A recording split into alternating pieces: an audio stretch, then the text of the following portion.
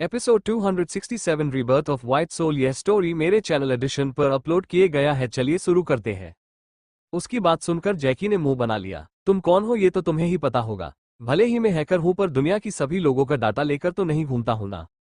और मुझे ये मैनर्स मत सिखाओ। पहले भी एक पागल लड़की ने मुझे मैनर्स सिखाया था जो मेरी बॉस को बिल्कुल पसंद नहीं आई थी और मेरी बॉस ने उसे बिना साबुन के धो दिया था। क्या नाम था उस लड़की का? हाँ याद आया, मायरा नाम था उस चुड़ैल का। जैकी याद करते हुए बोला। अब आगे। मायरा नाम सुनकर निहारिका समझ गई कि जैकी किसके बारे में बात कर रहा है। उसे तो हैरान हो रही थी और इस वक्त गुस्सा भी आ रहा था। जैकी की बात सुनकर सब मुंह दबाए हंस रहे थे। सबको जैकी की नेचर के बारे में अच्छे से पता था। तभी जैकी फिर से बोला, वैसे भी हमारे गार्ड में क्या खराबी है? तुम्हारी इस मेकअप भरे थोबड़े से तो वो बहुत अच्छा गर्लफ्रेंड डिजर्व करता है। फिर भी मैं बहुत दयालु और महान हूँ, इसलिए मैं उसके लिए तुम्हें प्रपोजल दे रहा हूँ।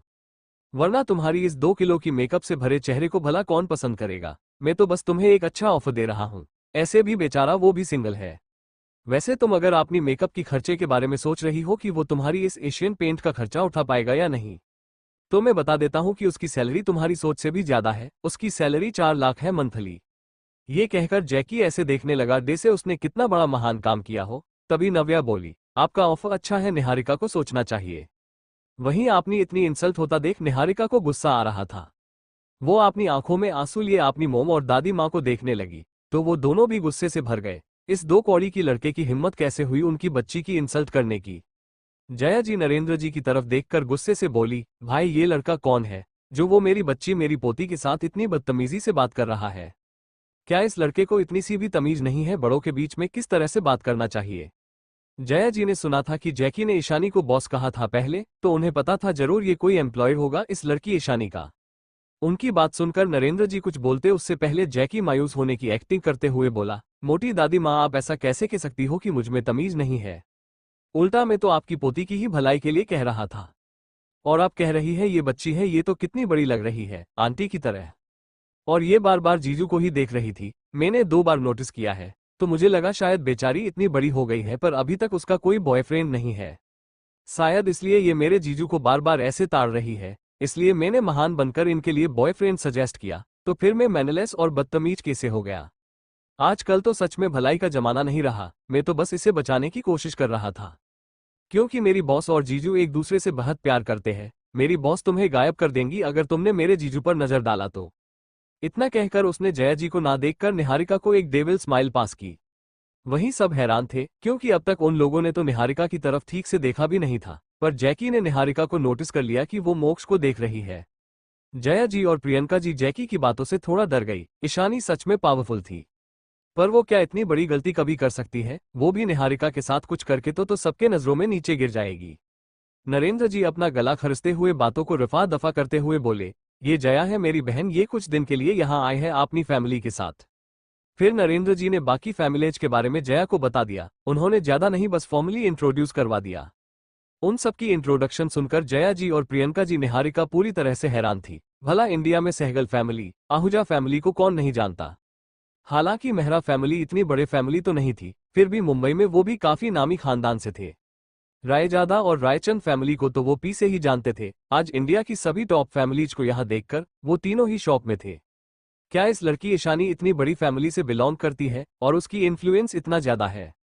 अब तो जया जी अपनी पोती की और खुद की हुई अभी की इंसल्ट को भूल गई और जैकी को पूरी तरह से भूल गई। और वाह, ये तो बहुत अच्छी बात है कि ईशानी की इतनी बड़ी और अच्छी फैमिली है और आप सब उसे इतना प्यार करते हैं। आप सबकी बॉन्डिंग भी कितनी अच्छी है।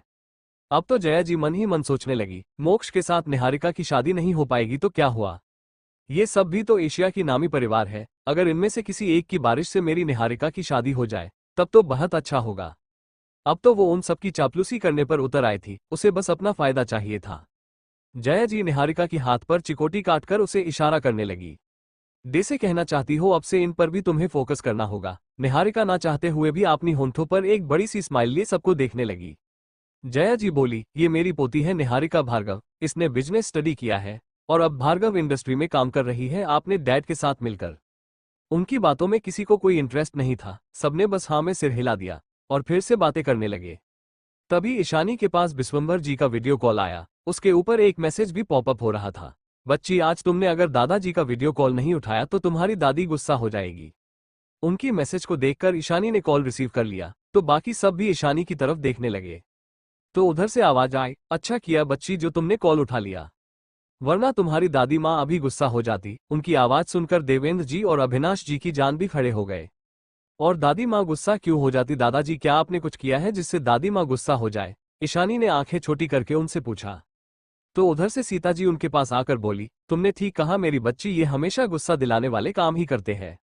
पहले मैंने कहा था इन्हें कि मुझे अपनी बच्ची से मिलने जाना है, पर इन्होंने मना कर दिया, और आज जब सब तुमसे मिलने गए हैं तो इन्हें जलन हो रही है। दादी माँ की बात सुनकर ईशानी को हंसी आ गई। वहीं अविनाश जी और देवेंद्र जी भी हंसने लगे। देवेंद्र जी ने ईशानी से फोन मांग कर ले लिया और बोले, क्या हुआ बूढ़े, तुझे जलन हो रही है क्योंकि तुम हमारी पोती से नहीं मिल पा रहे हो? तभी अविनाश जी फोन को देखकर हंसते हुए बोले, इसलिए तो मैंने कहा था जल्द से जल्द प्रेसिडेंट की कुर्सी छोड़ दो, इस्तीफा दे दो। देखो हम दोनों कैसे अपनी रिटायरमेंट एंजॉय कर रहे हैं, जब चाहे तब हम अपनी पोती से मिल सकते हैं, और तू वहीं दिल्ली में बैठा बस हम ऐसे ही वीडियो कॉल से देख सकता है। अविनाश जी की बात सुनकर निस्वंभर जी का मुंह बन गया और वो थोड़े गुस्से से बोले, हूँ अगर मैं पोजीशन में हूँ और सत्ता मेरे हाथ में है तो मैं अपनी पोती की हमेशा मदद कर सकता हूँ। जो तुम दोनों बूढ़े नहीं कर सकते, मैं उसके लिए कुछ छोटी मोटी मैटर तो हैंडल कर सकता हूँ। वहीं सीता जी उनकी बात सुनकर तो हंसने लगी। वहीं देवकी जी को प्रभा जी से बात कर रही थी, वो फोन के पास आकर बोली, वैसे सीता तुम्हें जल्दी आ जाना चाहिए, अब हमारी पोती की 2 बच्चे आने वाले हैं, क्या हम कोई पूजा नहीं रखने वाले? देवकी जी की बात सुनकर सीता जी बोली, मुझे लगता है हमें गोद भराई के टाइम जी पूजा रखनी चाहिए। वो पूजा पहला महीने में होना चाहिए, नहीं तो 7वें महीने में। उनकी बात पर कनक जी भी बोली, आप सही है सीता जी, हम भी यही सोच रहे थे, 7वें महीने में हम घर में ही पूजा रखेंगे। प्रभा जी भी उनकी बातों से सहमत थी। थोड़ी देर बात करने के बाद और सीता जी ने ईशानी को बहुत सारी हिदायत दे दिया। उसके बाद विश्वंभर जी ने फोन रख दिया। सब नॉर्मल थे क्योंकि सब पहले भी विश्वंभर जी और उनकी फैमिली से बात करने की आदी थे। पर जया जी, प्रियंका जी और निहारिका की माथे से तो पसीना बह रहा था। क्या अभी अभी उन लोगों ने वीडियो कॉल पर इंडिया की प्रेसिडेंट को देखा? जया जी ने तो पूछ भी लिया कनक जी से, तो कनक जी ने हाँ बोल दिया। अब तो उन तीनों की हिम्मत भी नहीं हो रही थी कि वो ईशानी के साथ कुछ करने के बारे में सोचे भी। सिर्फ निहारिका ही माखूज थी, वो अभी भी ईशानी को होम करना चाहती थी। फिर इतनी बड़ी बड़ी फैमिली की बैकअप के बारे में सोचकर उसे थोड़ा डर लग रहा था। वहीं जया जी ने राहत की सांस लिया। अच्छा हुआ उनकी पोती ने अभी तक ईशानी को नुकसान नहीं पहुंचाया, वरना क्या पता ये सभी फैमिलीज कितने पागल ही जाते। 1 घंटे बाद सब वहां से चले गए। समीर को भी ईशानी से बात करने का मौका मिल गया था। जब ईशानी जाह्नवी से फोन पर बात कर रही थी तब समीर उसे बात करने चला गया। जैसे ही ईशानी बात कर फोन रखा, समीर ने उसे शादी में आने के लिए इनवाइट किया और आज उसने प्यार से ईशानी की सिर पर हाथ भी फेरा। ईशानी ने बस ठीक है कहा, वो ये नहीं बोली कि वो आएगी या नहीं। फिर भी उसकी इतना कहने से ही समीर बहुत खुश था। सबसे ज्यादा खुश तो वो इसलिए था क्योंकि आज उसने ईशानी की सिर पर प्यार से हाथ फेरा था, और ऐसा पहली बार हुआ कि ईशानी ने गुस्से से उसकी हाथ को नहीं झटका।